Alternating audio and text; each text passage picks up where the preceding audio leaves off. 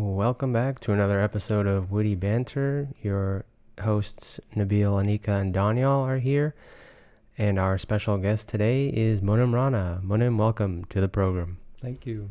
Yes, it's a pleasure to have you. Let's see. How do we want to get our conversation started? Well, we can start by, Munim has been watching a few episodes, and he's our guest after, He's a huge fan of the show. He's a huge fan of the show. What engages you with our podcast, and how would you like to share some of your creative endeavors from when you first came to the US, maybe? Or Well, one, do you like listening? I guess you guys, do you like listening to like people?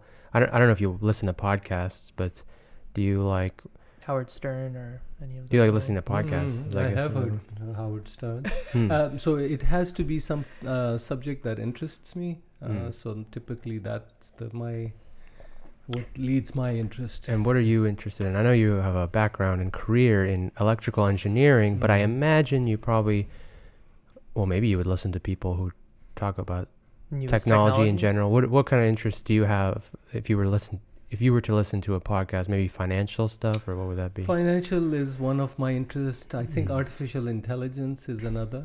Yes. That does interest me. Where we are going with that, and Right. all these new ideas about where it'll lead us to. Right. And actually on that, so we were mentioning earlier that you are into some farming back in your homeland of Pakistan. I know that there will be many ways to improve certain techniques. Do you think there's any way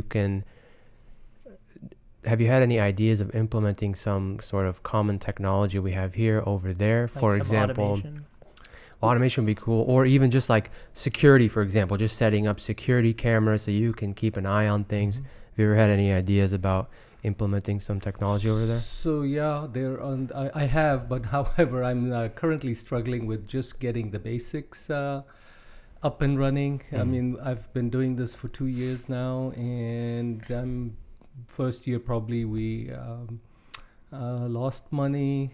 This year, I think we've broken even. But every year I'm learning something new that will basically change the outcome and increase the revenue.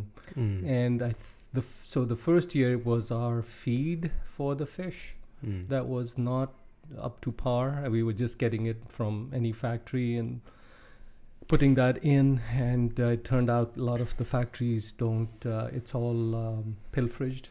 So I would imagine, I don't mean to cut you off, but I would imagine our viewers do not know your background of what you're doing there. Oh, So okay. could you kind of Oh, start okay. from the Sure. beginning? Sure. Okay.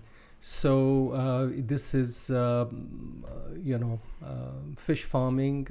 We started off. Actually, my mother started off with 4 acres of ponds, and the fish that we do grow or incubate. Is that the verb that Harvest. you use Harvest? for fish? I like incubate. Yeah, that's a cool one. The local names are rahu. I mean, we've thought of tilapia, but so far, because it is another upcoming fish in the Pakistani market. However, the other ones are silver, grass. So there's 2 or 3 others. Why fish though? What interested you in fish as opposed So to yes, sugarcane and good, wheat? Good question. So the reason for picking fish, or my liking for the fish farming, was it requires, because I am not present in Pakistan all the time, 12 months of the year, and actually it's more like 2 to 3 months. Fish is one thing where it requires less of direct supervision. Compared to, for instance, looked into cattle farming or any other type of, or even actually growing regular wheat or rice. All those require you have to be there a certain amount of time, and it requires more of your time being on top of things. This was one which, and with my 2 years of experience, have validated that it can be managed with the little time. I'm normally there at harvest time, so so now I'm dependent basically on one, the seed that is put in, and that's the most important thing I think we were missing last year. Is we were putting very a smaller, we were saving money. So here's the process that goes through. We have a seed farm which is about an acre of space, and the first year you put in seed which is typically 1.5 to 2 inches long, and that grows up to 5 to 6 inches by the time you. So the next year you put that, when it grows to 5 to 6 inches, you put that into the larger farms. And the total amount of acreage now we have is about 20 acres. So we've grown from 4 to 20 just for the economy of scale. Now, for me, what I enjoy about like creative endeavors is that it consumes my mind. One thing I don't like is to be bored, and so whenever I'm doing something creative, like programming is my thing, it helps, in a sense, pass the time. Do you have that same feeling when you're thinking about your farm? It like gives you something to actively chew on in your mentally? So it's basically to making it successful is the goal. And you asked me about technology. So those are things that are on my mind, as far as putting cameras and other technology to improve. But right now, the biggest need we have is the basics, to fix that first. So the plan is to move towards the technology later on, once we have some revenue generated. Also, I imagine the cost of labor there is so much cheaper that it doesn't make sense to automate things compared to here. Maybe if I don't know, like a cashier and stuff. So Jeet kind of brought up an example a while ago where he said, basically what you just said is that, like I said, once you can automate things, everyone's just going to have robots to do it. And then he said, well, if the labor is cheap, his argument was that the labor would be cheaper than the robots, but I disagreed, and I don't remember what my argument was, but I thought that as long as you can get the economies of scale, then the price of the machine should theoretically should be cheaper than a human. Correct. So I think that's probably the key is the economy of scale. I don't think you can, for instance, with even though 20 acres might feel large, but it's really small when it comes to implementing something like robots to do things. Right. So on that note, I know you want to live in the present, but say we move 50 years from now, and on 60 Minutes they were talking about artificial intelligence, and they said in education what they're doing is kind of gauging from facial expressions of instructors and students, and to see where optimal learning takes place and what characteristics are needed. Do you anticipate something similar in where the optimal fish growth takes place? Where do you see the role of artificial intelligence in fish farming? In fish farming, I would guess that if you have some sensors, something to collect information, then the AI can be running the numbers constantly and then spitting out here are some suggestions that could increase this factor or that factor. What would it look like? Yes, in a fish farm. It would be, you could be sitting right here in your bedroom in California on your laptop while the AI is testing things like water, or size of the fish, the water density or pH levels, balance, or it could even be like it looks like the yield of this fish is lower, but the cost to Or- have the fish is cheaper and to sell it is a higher profit. And So that you maybe- should be making this fish. Yeah, maybe it could be calculating like what your at this rate what your yield is going to be by the time the harvesting And is. also changing the mix of the feed, according to how the size is growing. Right. So yeah, those are the things that If could the be fish aren't automated. feeling well one day, they get less food or they get more Or, food. Yeah. or whether if they are not eating, you Yes. would lower the amount of. and To avoid waste. I Yeah. wonder how if cloning can come into this process. So you bring up a good question, because this time we found this breed of fish that was in there but wasn't intentional, that had grown the most among others, and we were trying to find out if we can get that basically genre of fish. But it was not an intentional thing. Apparently, it was a hybrid that nobody had intended. But I'm sure if we had some lab or scientists working on it, that could have. And what were you, other than it being just unexpected, was it because it became a big fish? a Is why big you're fish. interested in it? Correct, Oh, correct. okay. And all the ones that we of that kind that we took out, they were very large. Interesting. So Right. that's a good example of how technology could help Yeah. improve. So are there any? I know you said you still need to take care of the basics, but is there any sort of low level technology that you could implement within the next year or something like that? Cameras is something that I'm thinking of that we can For security or to monitor the fish? both monitor the labor, your labor, making Right. sure they are doing what they are, especially because I'm not there. Right. So it would be for both. Maybe even an automatic feeder like they have for like cats and dogs. Yeah, that would be another step. Would that ever be a human thing as well? What do you mean? Somebody's playing video foods. games for hours on end and they just, Make need a food. box dropping down to give them something to eat so they can just concentrate Or on their trough. video game. Oh. A trough that you can just eat out of. Yeah, maybe. Wait, I was gonna pivot our conversation. Oh, so that's your business in Pakistan. Are you interested in anything? I know you kind of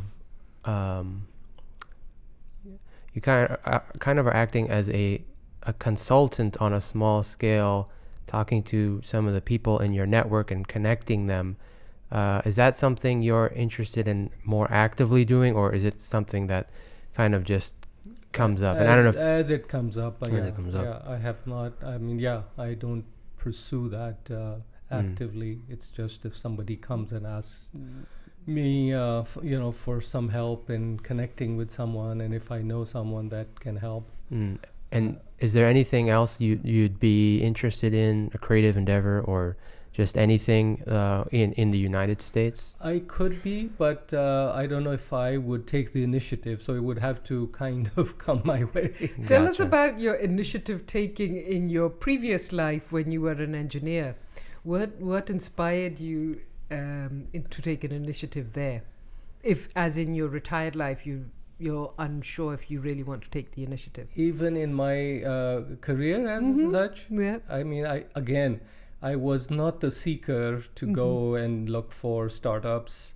So most of my career was in very stable industry, the hard drive storage industry. And actually, I was just thinking back that even my first company that I started with, Can you name it? Intersil. Okay. Yes. Intersil, okay. And they used to make add-on memory for large IBM mainframes. And at the time, believe it or not, the storage that these huge boxes were being built for was 1.5 meg. Yeah, it's very dinky. Now you have the NVMe M.2 things that Oh, are yeah. like terabyte easy. Yes, exactly. So that shows you this is Consumer. 1978. So, Oh. but I have been in the storage industry ever since, other than maybe one company that.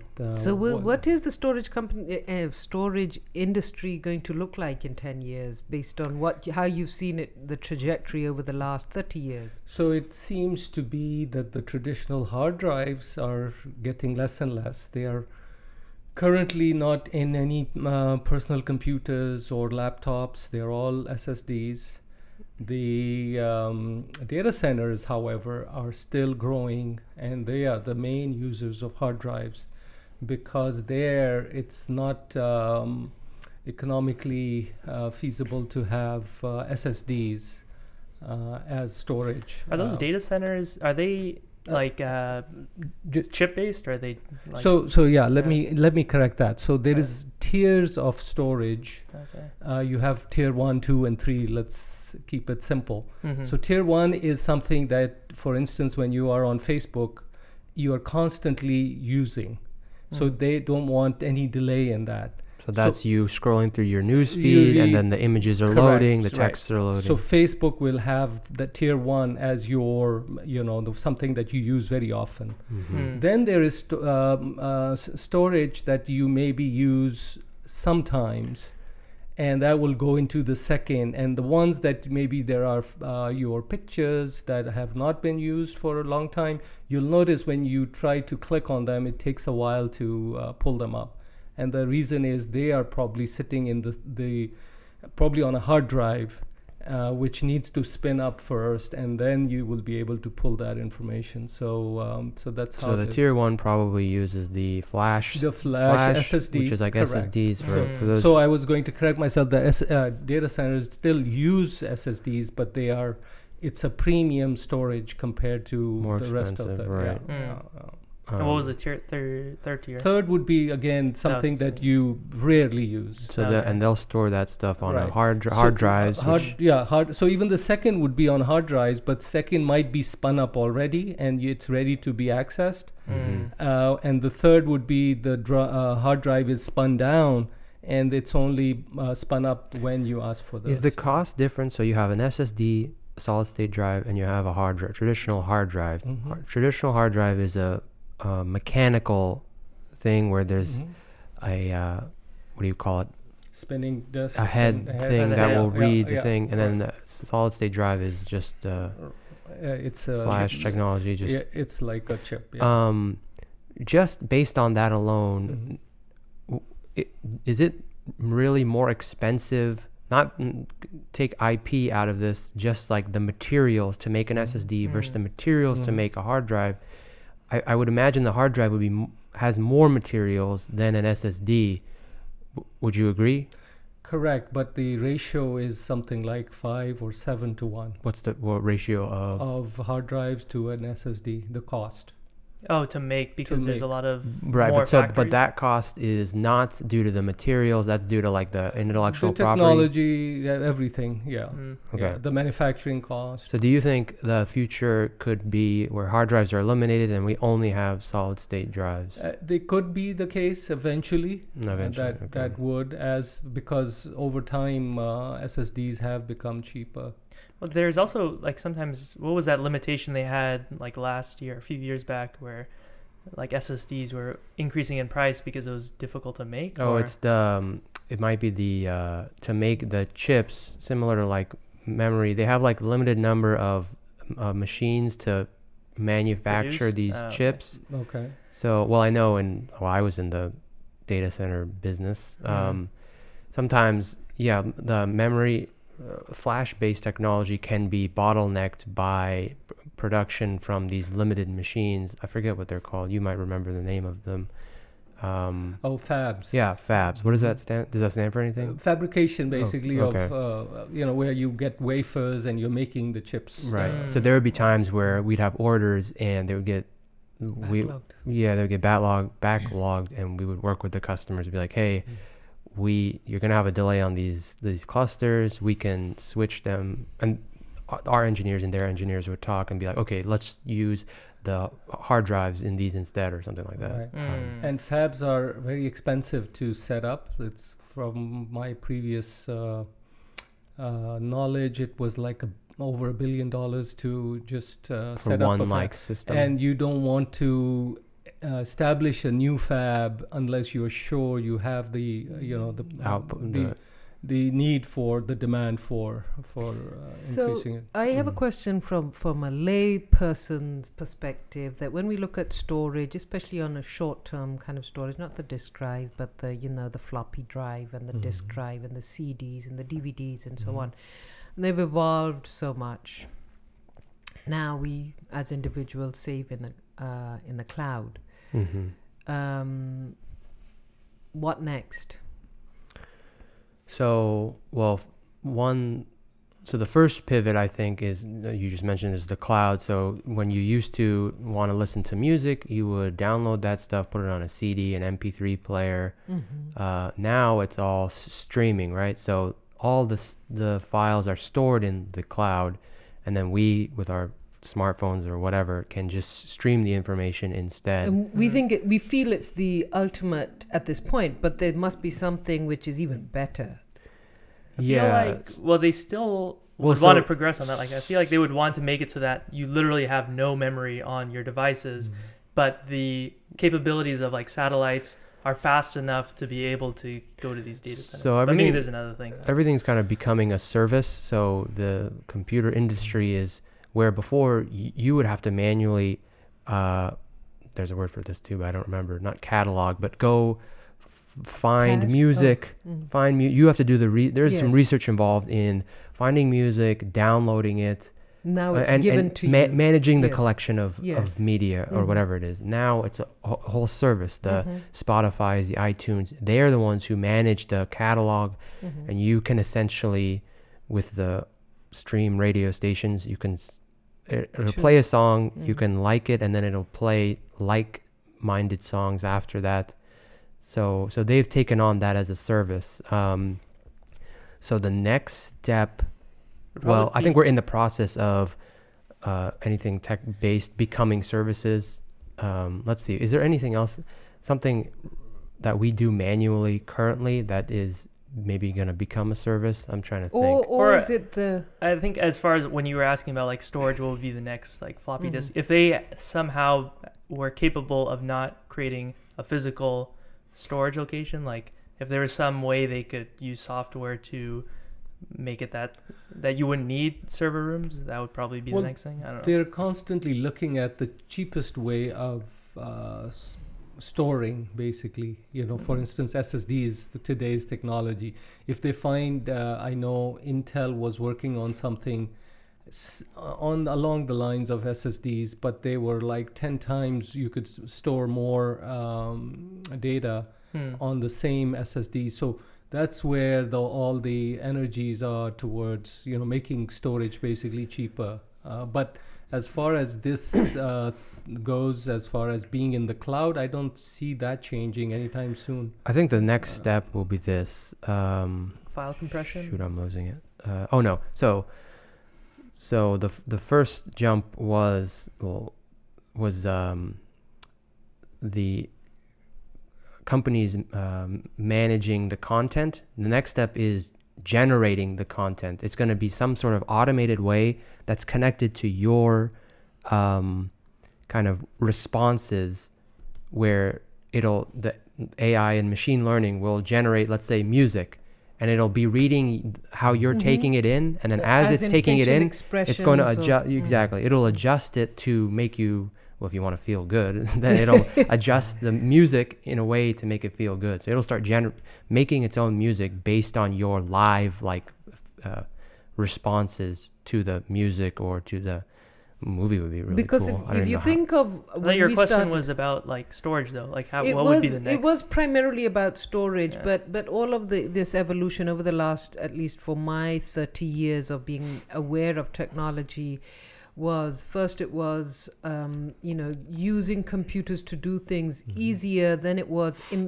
access to knowledge, that with the internet, and then speed in relation to access to knowledge, and then more customized knowledge.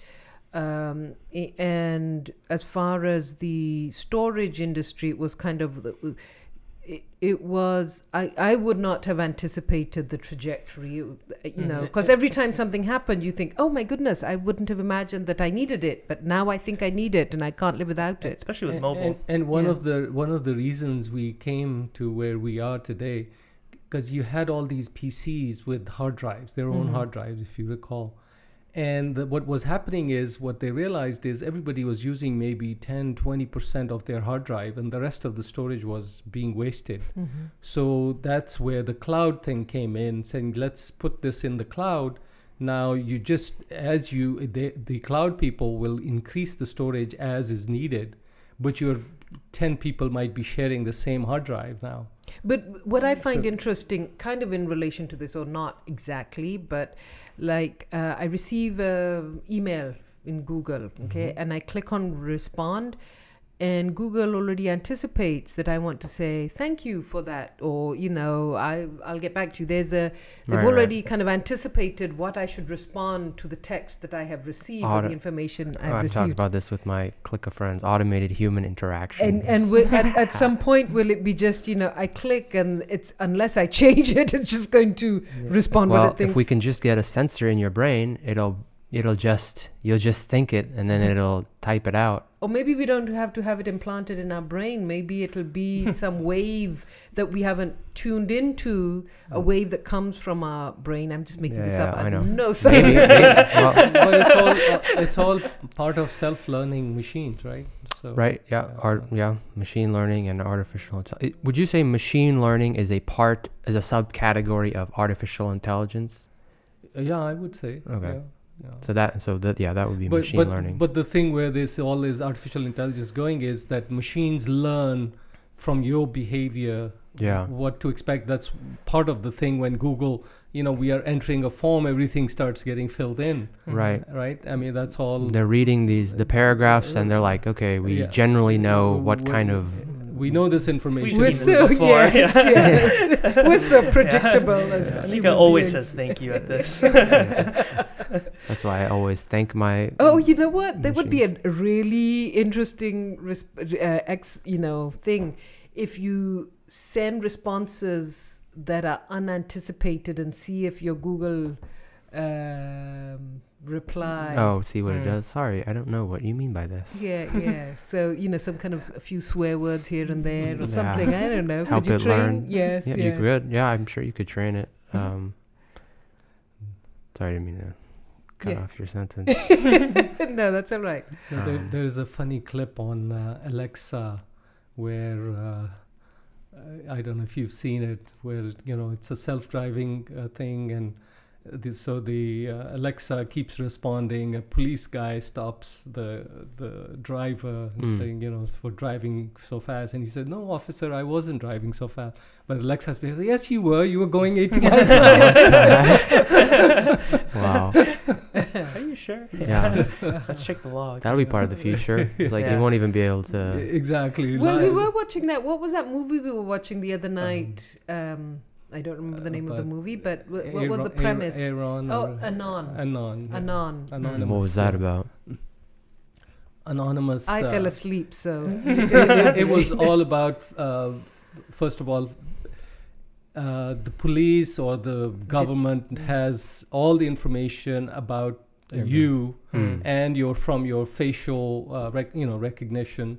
So as the police guy is going through the streets, he knows everybody's names and what they do and all the relevant information. And there's one or two people that don't show up. They're not on Oh. the on grid. on the grid, Off the grid. and they have been able to hack the system. And they choose not to be on the grid because even amongst because I was awake around that time, even with people that are friends, you know, you could say, I'm losing my memory of this because his son dies when he's 10 years old, and so he's got these memories, and the hackers are deleting his memory. And so he says to his wife, send me those pictures again, of his son. But they do it not through when they call people. It's not a phone or anything. It's just their mind their thinks, and then they have these conversations. But they are able to intercept into your mind and be able to basically your database is somewhere they can access, and they can tell what you've been up to. And But no, the piece that I found interesting was it wasn't just about the Big Brother concept. It was everyday interactions Right. were also you with by choice, and in fact, not to give the ending away, but why not? Spoiler Nobody's alerts. watching. Yes. Spoiler alert. At the end, the main character says, "I do not want to be on the grid." She chooses, she's not a hacker in a negative way. Right. She just says, it's not about you knowing everything I do. It's just I don't care for you to know everything I do. So Do you think if we ever if humanity gets to that point that governments will there will be a social implication of being on the grid where if you're not, it's socially irresponsible? But it could also be the other way around. Would be your privacy. You're giving away. well, that's the first. That's the kind of Because common one thing I think is like, expectation. oh, this will be a good way to know like who, Who like did as what. I'm walking in the street, like I'm around non-dangerous people. That would make me Increase feel better, security, right? yes. Yeah. I think that's the case with or the big debate with body cams on cops, Mm-hmm. because it helps validate what the cop is seeing and also what the accuser or accused is seeing. Mm-hmm. But there is that whole privacy battle. Like, okay, well, is this? Because there was a point where this guy's girlfriend, or she says, let me look in, or let me look in his past, and he says, no, I cannot let you. And his reasons were more because also because of the stuff he knew from work, and he didn't want to share that. But when did this level of personal privacy become so important to humanity? Always has been. Has it always been? I mean, think so. well, if I think it was just naturally Well, there. I guess me humans and Daniel have- wouldn't know because we. No, but I'm thinking even the concept of we owned people, we owned women, it's not like as an individual you didn't have freedom. So at what point I feel like you've always had your information held, to yourself, and you were able to tell people what you wanted to about yourself. Even But for, as a culture, So once has that it started to always been that way? shift, once it started to shift on the internet. What you're right? talking about is something different. You're talking about, well, did we give the same right to slaves or Women. other people? But as far as you, So here's the thing, the interaction between the privacy of the mind and the control of the mind. So as a society, various societies have always tried to control the way the masses think. Okay. And so they have imposed ideas on them either through religion or through political, propaganda or so, and have restricted, or through censorship, and have restricted what you can think about. And the only way that you can really see what someone is thinking about is through their actions or through their words as they communicate. and So there's always been this need to control your thought. this is exactly why you need your privacy, so you cannot. People. I think cannot you're control trading. you. What we're doing is we're trading our privacy for freedom. Is what is happening, right? Like maybe before there was a lot of things you weren't capable of doing.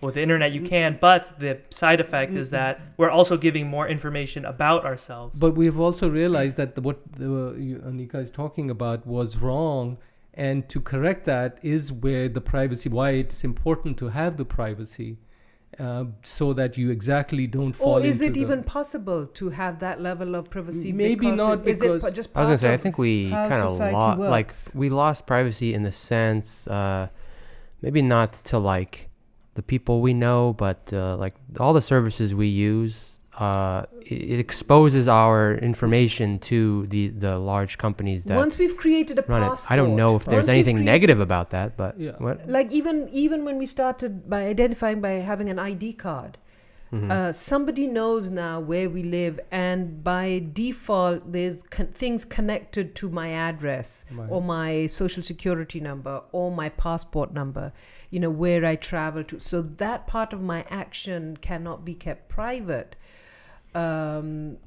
So the modern state has by default created a way to control the individual. But Just similar to the ancient, it's not like if, as in the past, people were given freedom, but there was still not that level of identification of the individual. But it's also about who has that information. The Yes, government. the government does, but Yes. now who do they share it with is the important part. Yes, but we know, having grown up in places, or Yeah, even here, we know right. that just because it's the government But doesn't that's- mean that the government is trustworthy. True, but that's where we are trying to keep I control know it of. wasn't supposed to be political, but No, I mean, I'm just saying I'm not interested in politics. Yeah, but, yeah, yeah. I mean, I was just trying to think why Do do you I think you've care lost about control? my privacy? Like, yeah. I What is don't. the human need? I'm trying to think about do I care about my privacy? The only thing I care about is I don't want someone Social. targeting me Yeah. for anything, Right. marketing or malicious things. I don't want you to sell me stuff. I hate that. But beyond that, well, I guess, are you guys okay with all these companies kind of knowing what you do, and it's Targeting. gray whether or not they sell your information, but like Facebook or Gmail, they'll use your information to make decisions. Mm-hmm. Are you comfortable? And it's not necessarily something you've probably unintentionally consented to giving them that information, but you haven't really thought about, yeah, I'm okay with giving them that. Are you okay? Or I guess, what are all your thoughts on just your actions, your information being given to big companies and used, not for negative reasons necessarily, but just to try and cater to humanity? Any thoughts on that? I think as long as, first of all, I also hate being targeted, bombarded with, as soon as I do a search on something, whether it's shoe, and then I get Right, and then you see the ads for the so, shoe that so you it's search. annoying more so. Other than that, I'm okay as far as sharing or them having that information about my likes and dislikes. Mm-hmm. As long as, again, if I'm not, it's not being misused somehow. Mm-hmm. So I feel that a lot of the data that is gathered, I mean, a lot of changes and efficiencies in our society are created by the gathering of big data, so to speak. So we have benefited, whether it's our GPS and where the traffic is more or less, or all of that, and where to build roads, and where to put security cameras. So on that note, it's positive. I don't really care if my activities benefit society, but I also know that there are times where there are major implications to individuals because of who they are and what they believe or what they don't believe. And in the global society, as opposed to the US, many people's lives are impacted by the kind of information, even in the US, I mean, what is put on Facebook or social media, and we see that there are implications, and sometimes it's not an agency or a government, it's individuals or smaller groups that target individuals. Mm-hmm. But then that's the argument of the gun, or if it's whoever's hand it's in, they Right. will. I For think ahead. go ahead. I think for me, I don't think the advertising thing annoys me as much, because I knew it was always part of our culture anyway, whether it be pop-ups or like TV ads. I always found them annoying, but at least in this case, they're a little more relevant to me. So They're still working on it. Well, they're still making it better. It's annoying that, oh, I searched for a shoe, and now that shoe comes up as an ad, Right, right. It's like that's not very useful. But But I would But- rather be getting that than like just getting ads for like baby Things that- diapers or something Randomly. randomly, right? You don't want Right. to get that So- baby You don't want diapers. diapers? Or Well, you poo your 'cause pants? yeah. but there are times when you do get, you get information and you think, this is exactly what I I want want. that. Yeah, that's I'm true. that gullible person, I guess. So I mean, it's still annoying, but yeah, at least it's a little better than what it was before, I think. And then just giving information away. At first, I was thinking I wouldn't mind it as long as the companies were honest about why they were taking my information. Mm-hmm. But I'm trying to wonder, like, why does that matter? Yes, and Alright. who is the company? Well, like Google, The like if policy, Google yeah. was using my information to sell it to another company because they wanted to give my demographics and likes Yes. to someone. I think one problem that exists is more people need to more people need to work in the tech industry and to take control of some of these systems, or at least create them. Because if we have our limited Googles and Microsofts or whatever, yeah, you can like argue in court, yeah, we want to you guys can't take this information, but they're so powerful that it's going to be hard to stop them. So you have to become, the lay person has to kind of go on that side and start. I mean, it's a career change. You basically have to become a computer engineer. But if you care about these decisions and you want to influence how we're going to progress forward as a society in the technology industry, then I think more people just need to get into computer engineering, so they're the ones creating these companies, as opposed to limiting it to the few. I think also this area is so new, as we found out from the hearings of Facebook.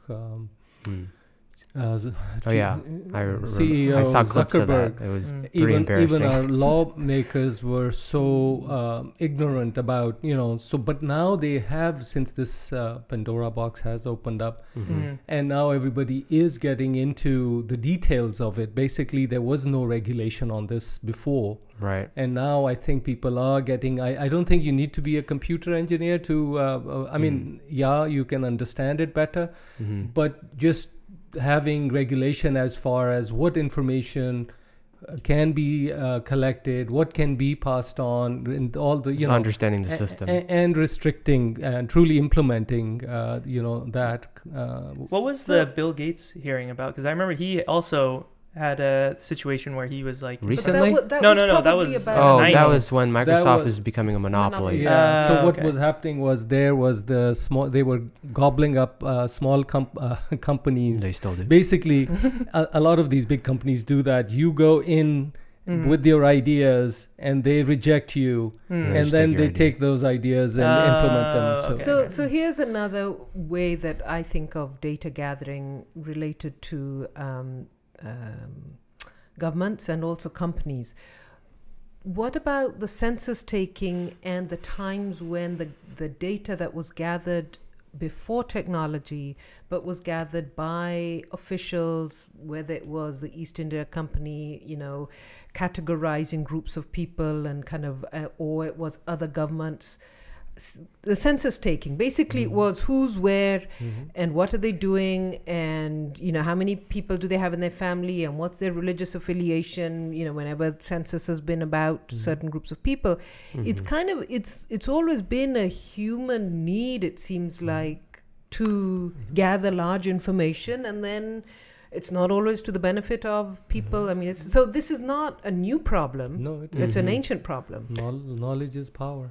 Yeah, I think it helps with clarity, right? You want to, as a human who wants to, I don't know, build something, make something, advance in life, you want to create clarity. So by collecting all this information, you can have a better understanding of who these humans are that you trade with, what are their characteristics, and how can I take advantage of this to do whatever it is that I want to do. So how would this be taught in an educational setting? This human need of knowing who you're giving information to. I mean, like you have the basics of education, or reading or writing and arithmetic kind of concept, and then critical thinking, and then the creative arts. What category would this fit into? And now they're saying we should provide financial training to students in high schools, and some schools are doing that because people are mismanaging their funds. And what would this category? Is this something that is already data mining? Yeah, it could be some general information technology class. Like, well, for one, I don't know if they do this, but they should be teaching you how to file your taxes and real life stuff in high school and maybe in elementary school. Some schools are starting some financial literacy and right, they have some financial programs. literacy. So Apparently this could. in Germany they do that, but like some of the people say like they don't pay attention. So. Well, that's your fault. So.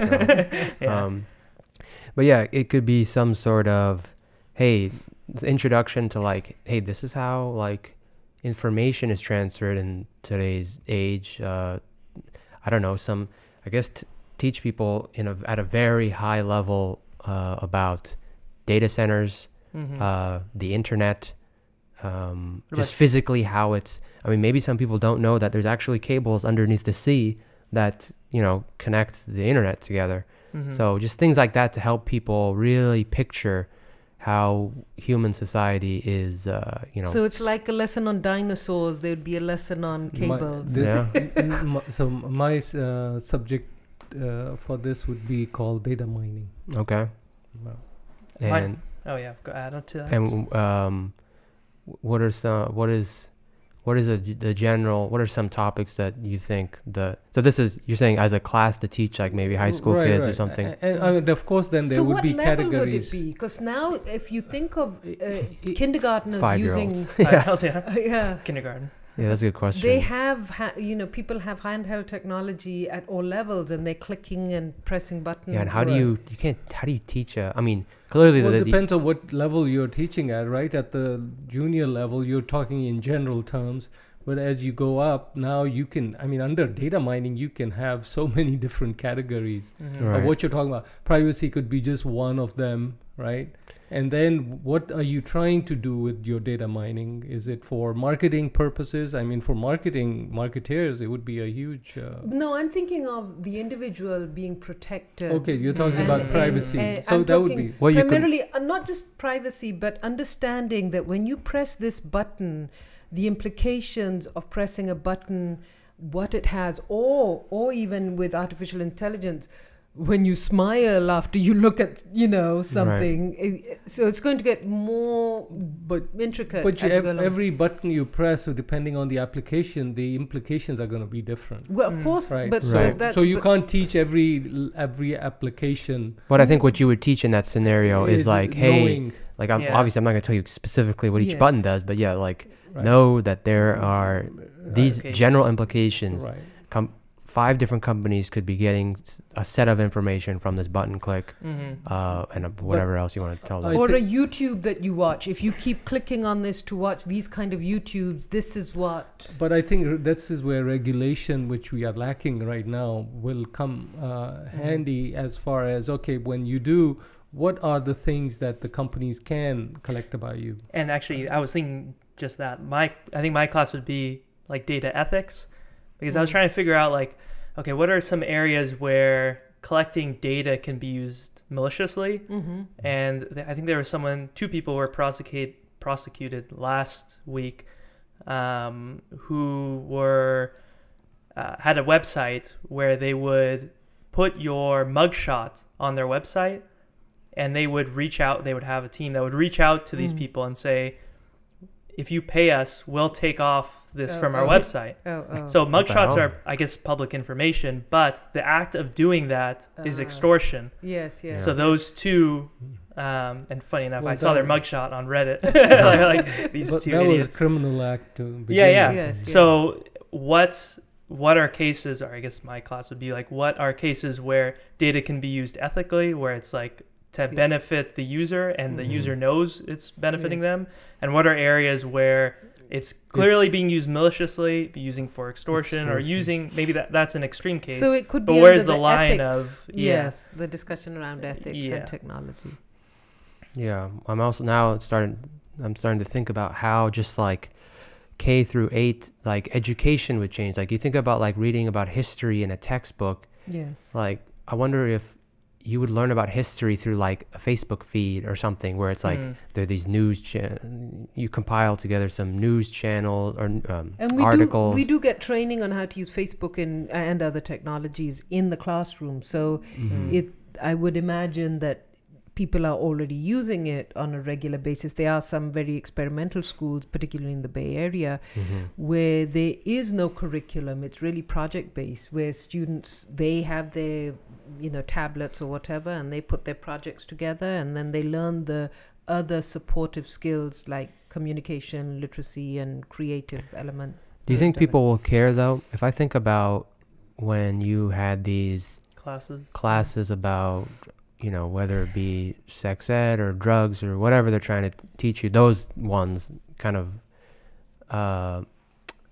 I get the sense that like the kids wouldn't really care anyway. Some would, but a lot wouldn't. It's a good question. What of your education really stays with you, and maybe at the time doesn't like later have on an impact? you could appreciate some of those things, like oh wow, they're just trying to, if you're just trying to give someone knowledge, that's good, but as a kid, even a teenager, sometimes you don't really care. Yeah. But I guess that cycle will just repeat anything. again. Yeah. Till the end of time.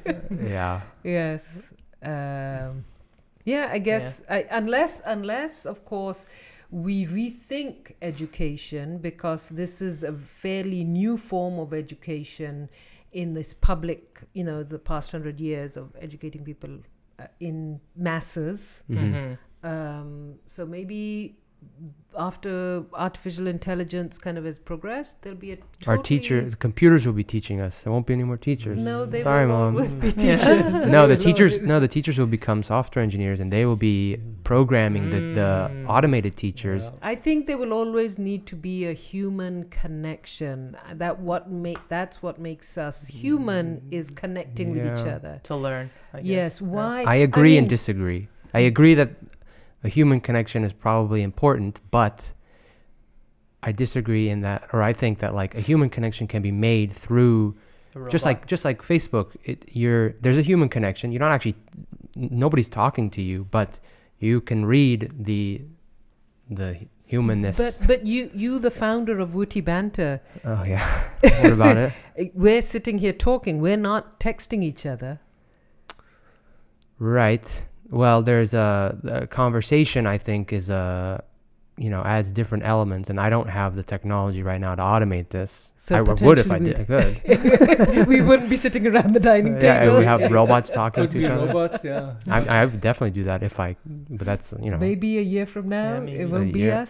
I'm sure somebody can do it. Holograms? Can we get a Jeet in here? He's the probably most qualified person for this. Computers could be talking about self-learning and what. Yeah, they could be spitballing, just like we're spitballing, and they would. I learned this today. Yeah, they're like, ooh, what is that? Tell me more. Just like this, except they will be able to analyze those thoughts at a much higher level, faster. We're just, human race is just, we're done. And then we could just no, I don't think human race is done. Our role, it will just shift, right? We're using computers. Supposed to be fixing them. Yeah, but we maintaining them. These are systems that can calculate things way faster, and we can use that to our advantage. And we have 8 minutes left, so we breezed through this 52 minutes pretty quickly. Talked about anything else about Munim that we can delve into?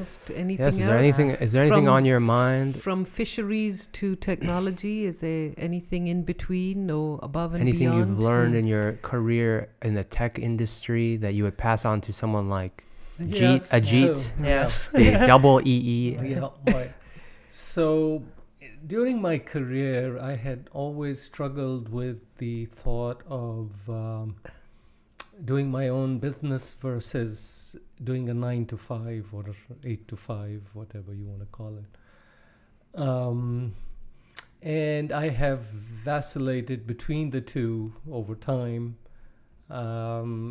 whereas having your own business is attractive from a point of view that you are doing things that you want to do.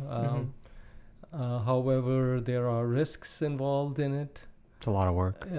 It's a lot of work, but also the fact that you may not succeed, and so.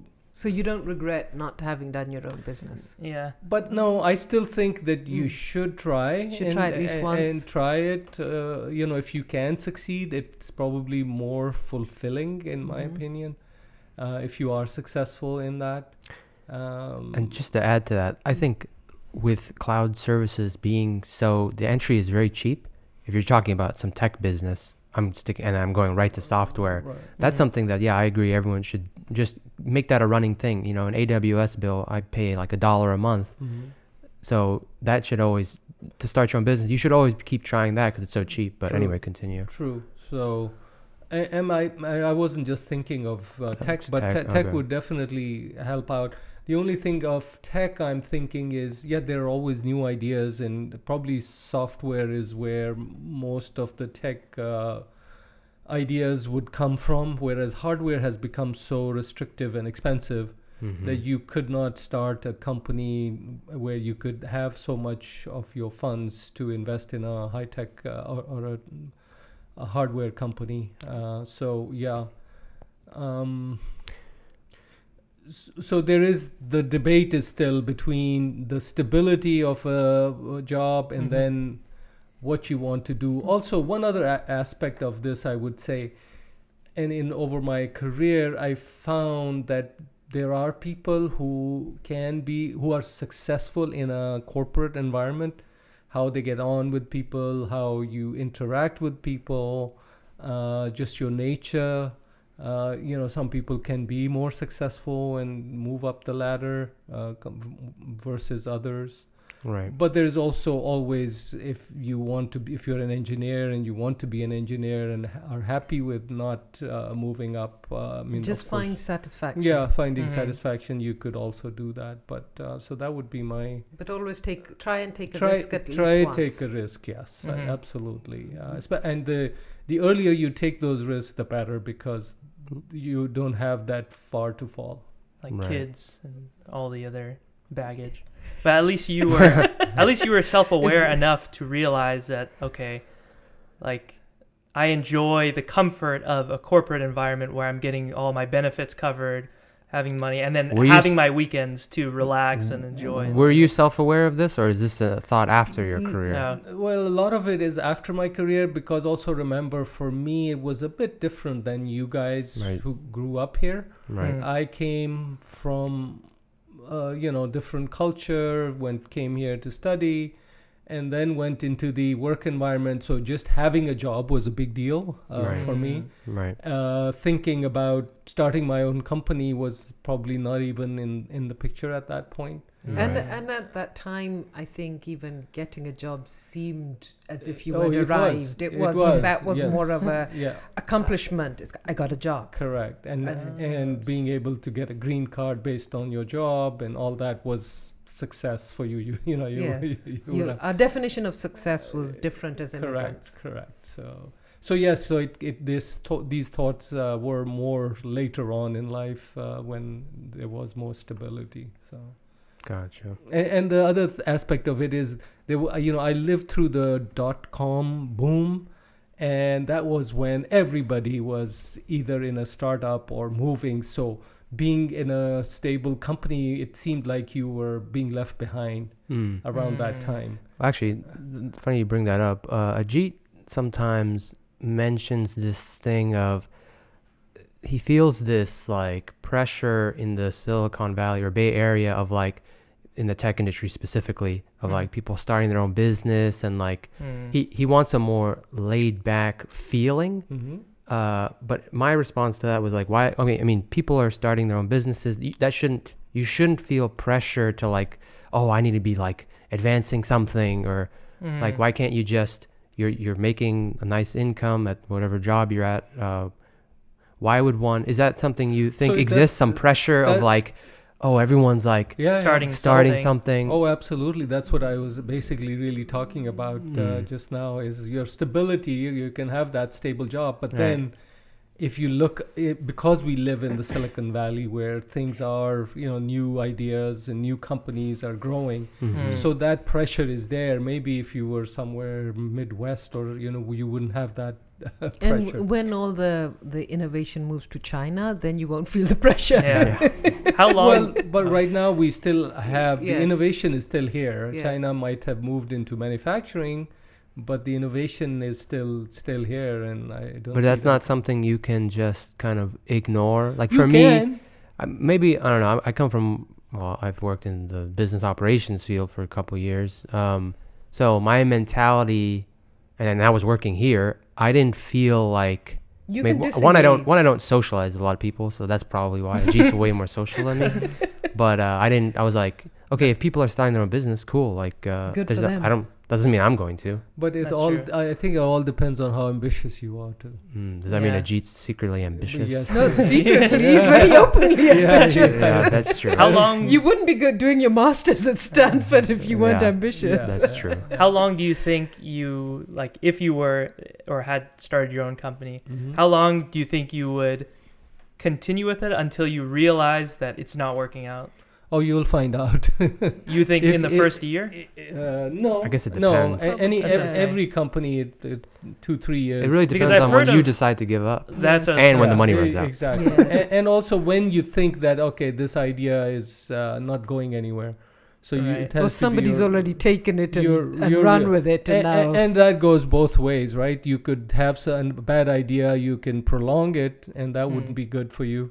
And then just giving up on something too soon. If would it's not also- sustainable, you think, or Right. Okay. Or Well, That's a good question. I mean, people, I feel, would ask, like, hey, how do I know when to throw in the towel in this business Right, idea? And yeah. my response would be like, I don't know, you tell me. Yeah. Like, yeah, you prove to me that it works, and then you prove to yourself that it works, That's or true. tell me it's not. normally, but like, what if you're continuing working on it and you're like, oh, I really think this is gonna go somewhere, and you're Yeah. still 3 years down the line, but like, But you if- think, oh, I know in. But if you think 6 so, years or you whatever. may have some goals, and if you achieve those goals, as far as technically, and then you see the response, I think your response is your key indicator. I mean- If you're getting traction in the market, and if if you've got something. capacity and you've got enough momentum, I mean, you can gauge it. Because some ideas can take a long time to achieve. Think about the Wright brothers. Yeah. I don't even think, did they have a flying, did they end up Working. making it? I don't think so, right? No, I don't they think died. so. They died. They just So died. the response is keep doing it till you die, or just Yes, give up yes, and die, Yes. or Well, give it's up like and what switch you said. ideas. You want it to be all-consuming. Yeah. Yeah, that's the most satisfying thing, Yes, where it's you want like, it satisfying. You're and not sitting there all-consuming. twiddling your thumbs like, oh, what do I do? The other Yes. idea that comes to mind is it's also about finding your success wherever that may be. Your definition. Not your definition. Also, knowing what your strengths are and being able to position yourself, whether it's in the corporate world or if it's in the private, your own company. Right. Knowing what your strengths are and being able to place yourself in the right position. I agree. You don't want to tackle something that's so hard for you that Yeah. you're not gonna see any success. Right. Maybe do like a Right. 70-30 ratio where 70% is you're probably gonna accomplish, 30% Right. is like it's up in the air. We don't know. And if you are successful in the corporate world and you're moving up the ladder, that might be the that's thing true. to do for you. Yeah, that's playing the market and Yeah. and selling where there's value and Yeah. buying where there's value. Yeah. All right. Well, we're at 5:02 p.m. So I always forget to ask my guests, but Munim, do you have any projects or website that you'd like to plug that our viewers could reach you at? And if you don't, that's cool too. Some of our guests don't have. You Don't. can I promote do. your wife. Oh, Oh yes. okay, My wife has a book coming up. And, okay. And she has an event and an probably. event coming up, and I'll let her speak to that. Okay. Give her my time.